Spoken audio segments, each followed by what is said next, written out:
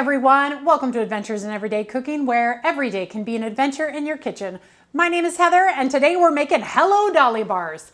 Now, if you've never had a Hello Dolly bar, actually you probably have had one of these before, but they were named something different. When I was growing up, maybe in my college years, they were called something very different. So these bars were kind of created in like the 1960s, around the time that Hello Dolly the musical came out. So that's how they got their name. They are so easy. All you're gonna need is some graham crackers, some melted butter, some semi-sweet chocolate, some butterscotch, some shredded coconut, some pecans, some sweetened condensed milk, and a little bit of thyme in the oven. These guys are so good, and you'll see why the heathen culture called them what they did once you make them. But if you've had them before, then you might enjoy me. I don't know. Let's just get to it. Hello Dolly. Let's go.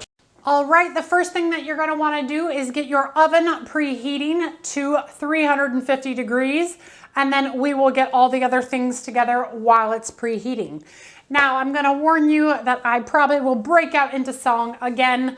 I have a friend in Colorado, and she knows it's true. Veronica, I'm talking to you. I bust out into song all of the time, so the fact that Hello Dolly is on my brain, I'm gonna be humming it in the back of my mind, and I'm hopefully not going to forget anything. I mean, this is a pretty simple recipe. Okay, so let's start. First of all, pick your preheat, we got that. Second of all, pick your vessel. You can do this in two 8x8 or 9x9 pans, or you can do it in 9x13, or as I'm gonna do it in the Pampered Chef enameled cast iron big roasting pan.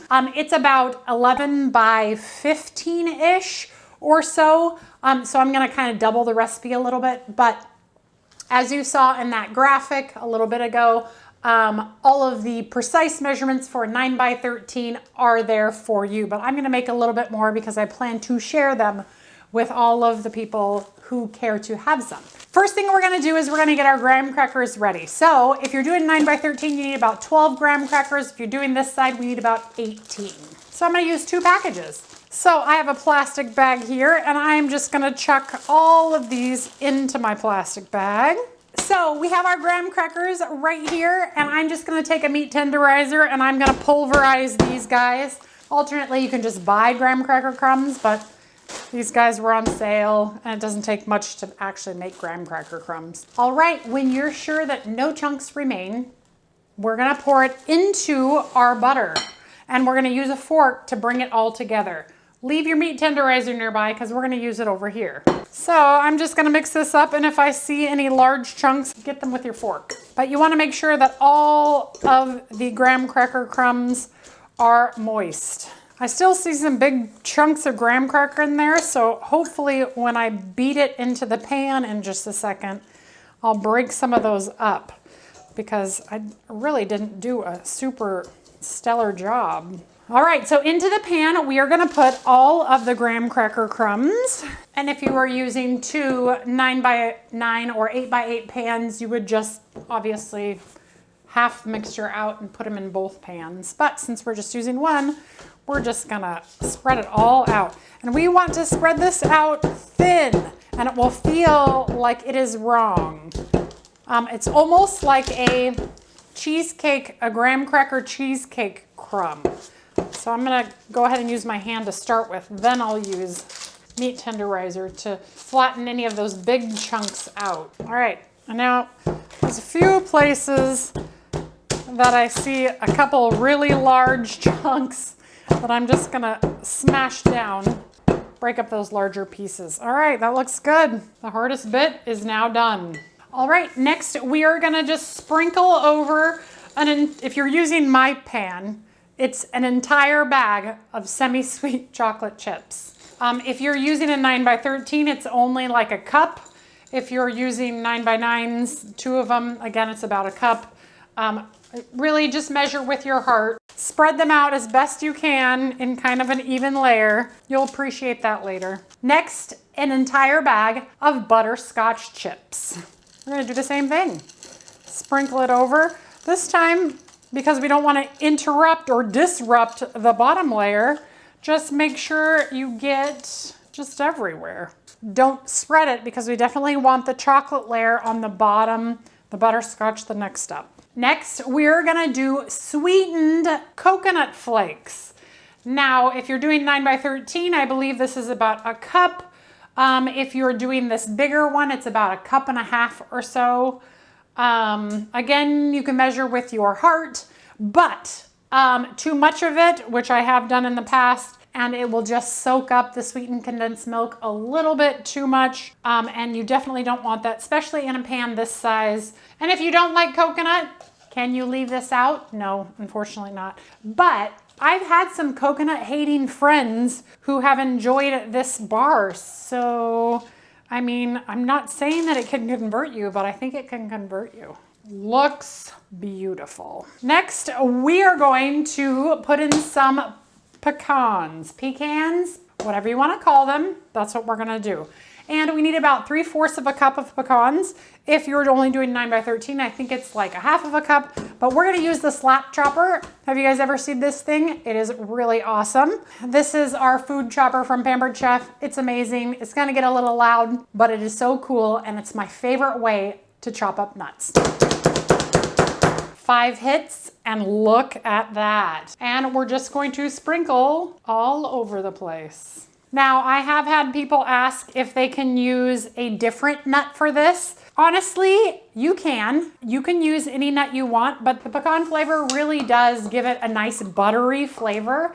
And so I almost don't think you should, but you can definitely use walnuts. I don't know that I use peanuts though, but a walnut or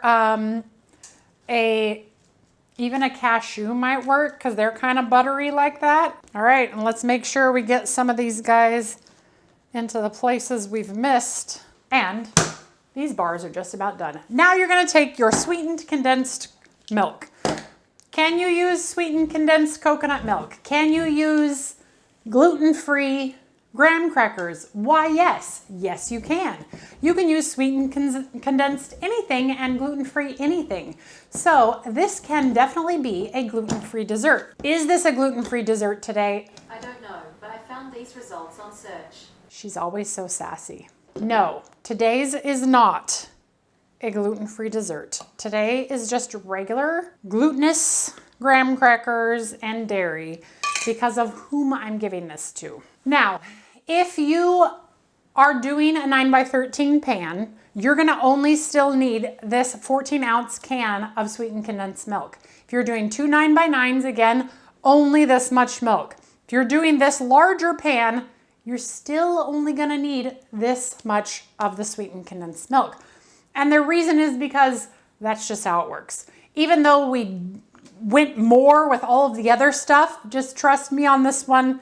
This is how much sweetened condensed milk. I mean, you could, you know, give yourself a little bit more, but this stuff is so sweet that you're not gonna need it. So instead of just pouring it on, I'm actually going to use a little bit of a like drizzle method. So I'm gonna get my spatula in here and then I'm just going to drizzle it over the top in these little splotches. And it's not gonna look pretty, trust me on this, but it is gonna taste so good when you're done cooking it. So you'll just have to trust the process. And if you have eaten these before, you know. And just try to make sure you have some of that sweetened condensed milk kind of everywhere. And you're gonna think you don't have enough, and you do. And there we have it. And now we are gonna get this into a 350-degree oven for 25 minutes or until golden brown. Those of you who are doing 9 by 9 or 8 by 8 pans, just kind of check it about 15 minutes or so, but definitely don't take it out until it's golden brown and just looks like heaven. All right, so as soon as they come out, let them cool completely before you cut into them, or else you're gonna have a royal mess. So I will actually be back after they're cool and they're ready to cut. So I'll probably see you in like an hour and a half or so. So we'll see you. Hello, Dolly.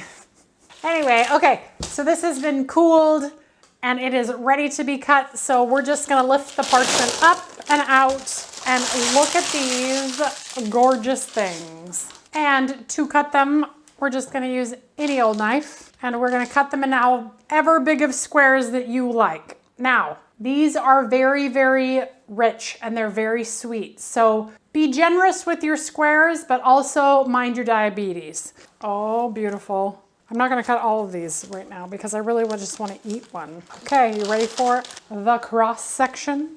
Look at that. See all those layers? Graham cracker, chocolate, butterscotch, coconut, pecans, and evaporated milk. Look at that. And because I don't want to go into sugar shock, I'm going to cut mine in half. I'll save that half for later. Here we go. I'm singing in my head. And you know what song I'm singing? Hello, Dolly. Even though they're so rich and sweet, there is so much going on in that. The crunchiness of the crust and the nuts is a stark contrast to that chewy, ooey, gooey, everything else. These bars really shouldn't work. Like, you throw a lot of things together, then you top it with sweetened condensed milk. Honestly, that shouldn't work. But yet, here we are. And they are delicious. If you haven't had some in a while, may this be your sign that it's time for you to make some Hello Dolly Bars, or the other name if you prefer, for your guests, for yourself, for your freezer, because you can freeze these, or just because you want to feel happy today. And this will definitely make you happy. All right, you guys. Well, if you enjoyed that video, give it a like, share it with your friends, and subscribe to my channel. I do videos several times a week, and I'm always looking for the next adventure, and sometimes that adventure finds me in the form of you commenting. Because sometimes you're like, hey, have you ever tried this? And I'm like, hey, no, I have not. Someone just asked me recently if I have ever tried sweet potato cake. I don't even know what that is. I've never even heard of it. So off to the races I'm gonna go. I'm gonna do some research and find out if that's gonna be the next recipe. But you guys, thanks for joining me, and I really appreciate you guys, and I will see you on the next adventure. Bye.